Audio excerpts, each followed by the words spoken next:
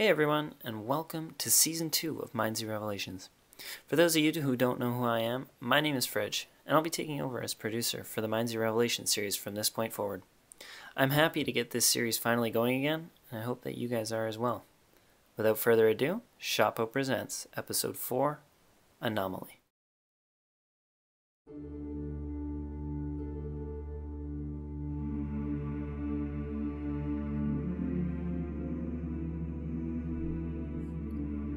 The flame was built into the walls of the spire. It could be seen from all sides as each cardinal direction bore its own red symbol. From this close, the enormity of the structure began to sink in. Its massive base was barely supported by the lonely island it sat on, in the middle of this cold and desolate lake. The spire rose, reaching towards the heaven. It was undoubtedly the tallest structure I had ever seen. So tall, in fact, that if the weather was just right, you could see the spire from Pravis or even Portsmouth. As I slowed, I began to notice small impurities in its otherwise perfect structure. Something wasn't right. The floating orb that rested above the spire had cracks in it. I can remember my dad pointing it out every now and then as we crossed close enough to see it. The small impurities I'd noticed began to develop into larger cracks. Those cracks split and grew across the orb, slowly forming it into chunks. Against my better judgment, I decided to get a closer look. Now, the Spire of Agni is located on a lonely island in the middle of a lake. There's no ferries, no boats that can take you across this lake, which leaves only one option. Preparing for the swim ahead of me, I discarded anything that would slow me down. I dropped a good amount of supplies, including my dad's book. I hid them behind a mound of snow and jumped into the lake.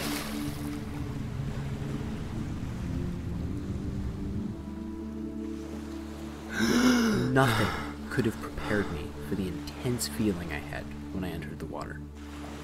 It was freezing. Every part of my body pleaded with me, "Turn back." Little pinpricks hammered away at my body.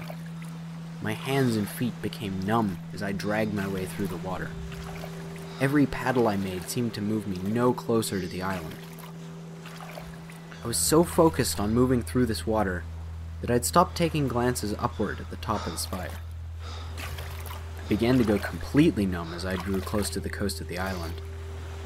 As if spurred by my arrival, a loud clap thundered from the orb as chunks of the orb split from the spire and began to drift away from its main structure. These thunderous claps grew louder as more of the chunks began to part from the superstructure. Chunks of glowstone of the spire itself began to swirl around in a massive disk around this now damaged orb. Occasionally, this disk would eject a piece of stone or glowstone. As I neared the beachfront of the island, I began to encounter more and more of these chunks as they plummeted into the water. It made it increasingly more difficult to navigate the icy waters of my numb extremities. I reached land just a couple of minutes after departing from the shore. Unlike the coastline of the lake, there were no undead on this island.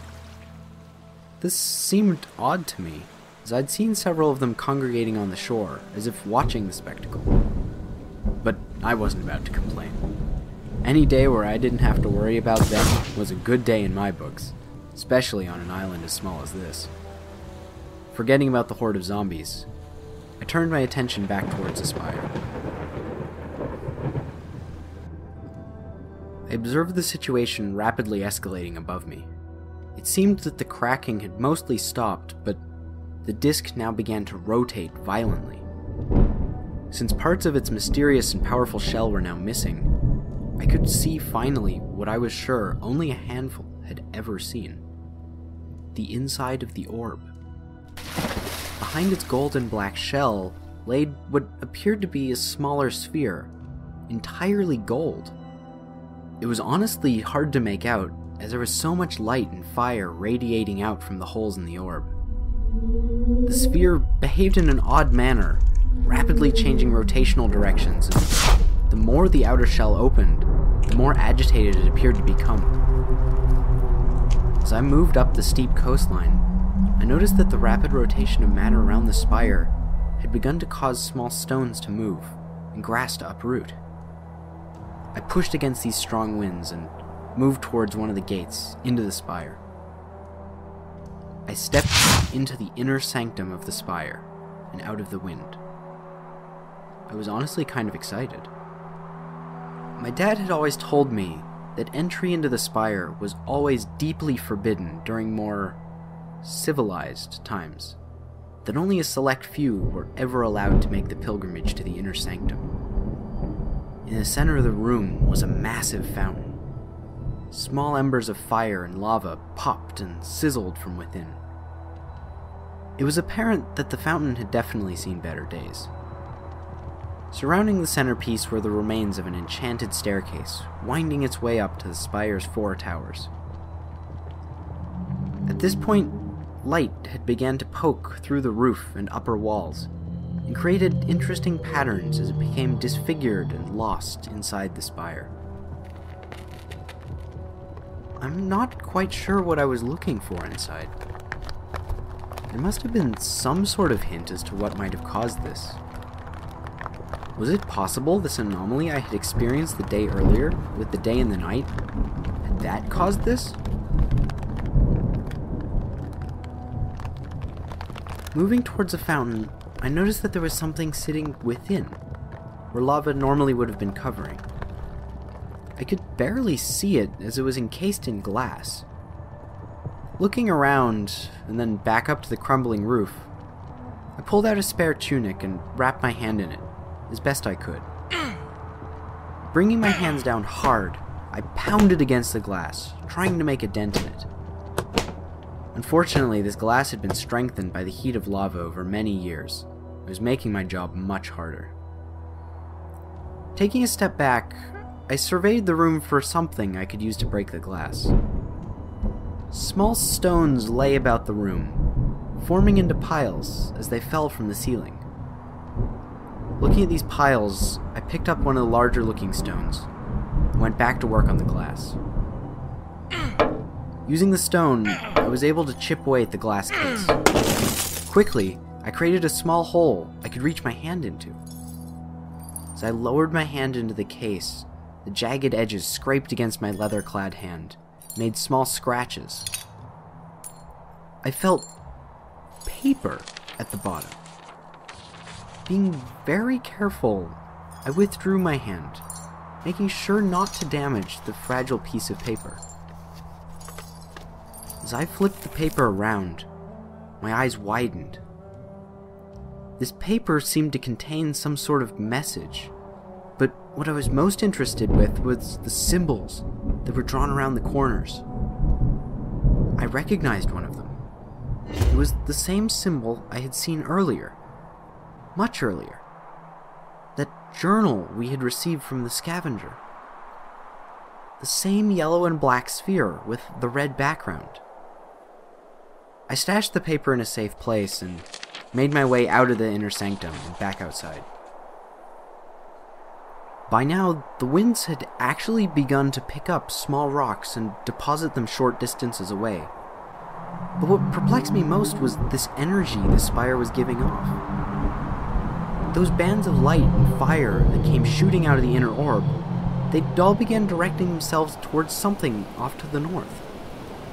Sporadic bursts of light catapulted across the sky like lightning strikes until they disappeared off into the distance.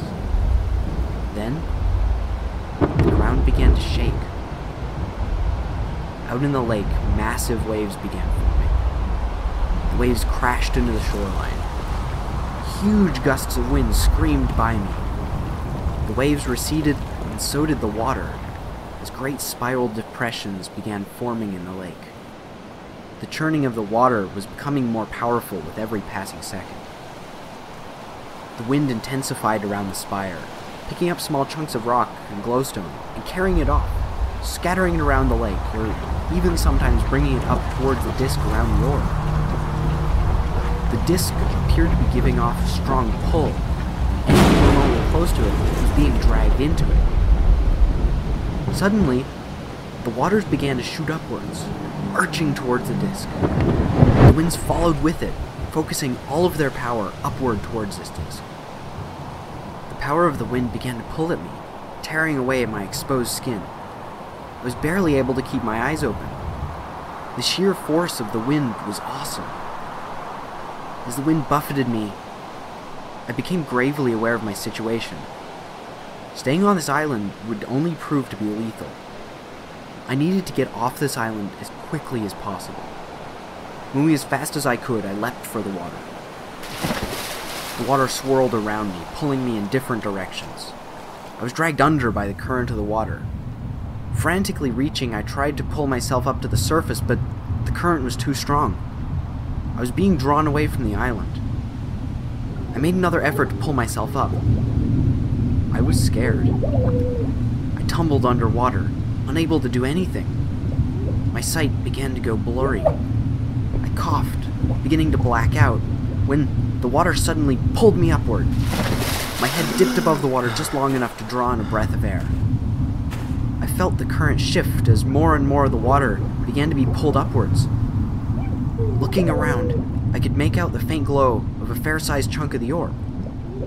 I reached my arm out and kicked frantically, pulling myself towards the rock. But the water tugged at me, and I was suddenly lifted out of the water. I slingshotted upward, past the island, past the spire. The earth and sky tumbled around me as I approached the ground again.